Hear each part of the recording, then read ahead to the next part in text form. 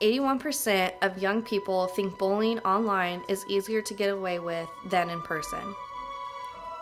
Girls are 2 times as likely as boys to be victims of cyberbullying. 75% of social media users have visited a site bashing another student.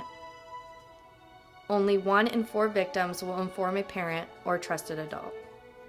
Social media works as a gateway to cyberbullying, but what most people don't realize is the bully can be anyone, including an adult or parent.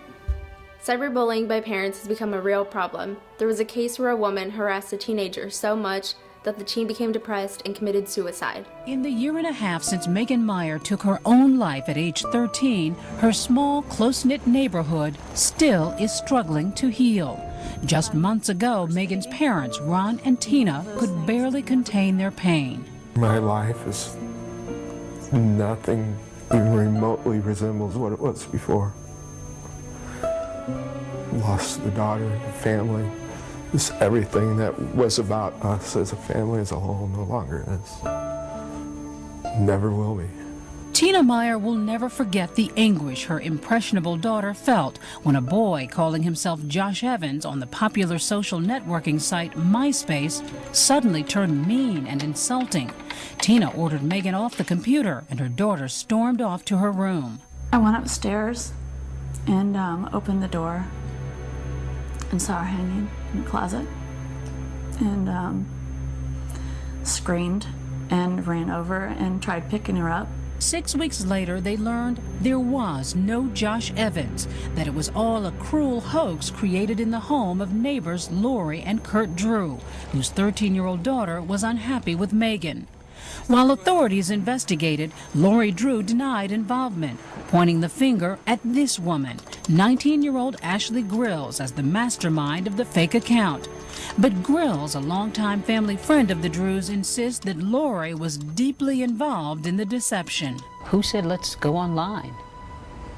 That was me and her daughter, and then she said, that sounds like a good idea. Lori Drew said that? Yes. So she was in from the beginning? Yes. No doubt in your mind? No doubt. And then you created the character? Yes. Ashley says she found a photo of a good-looking teenager and named him Josh Evans.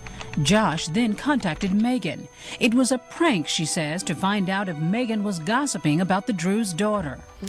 In an effort to try and protect their kids, some parents go too far in trying to teach other kids a lesson and actually become bullies themselves. If a child learns how to treat people from the example of a bullying parent, he or she is likely to grow to be a bully as well.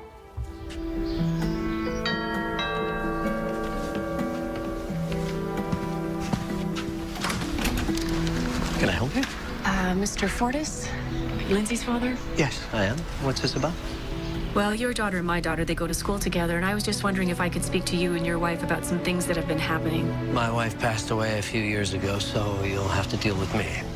I heard my name. I'm Taylor's mother, and I was just wondering if you created a fake profile online. What? No. Lindsay, go back inside. You and your friends have been harassing my daughter for weeks now. My daughter tried to commit suicide because your daughter was bullying her. You should know that you're speaking with an attorney before you slander my daughter. It's not slander, it's fact. I have posts from Lindsay Love, your daughter, mocking Taylor. If my daughter expressed her opinion about anything... Demeaning, insulting opinions. That's her right. At least according to the Constitution. Excuse me? You're going to defend her? It's called freedom of speech. It's the First Amendment. You might want to give it a read.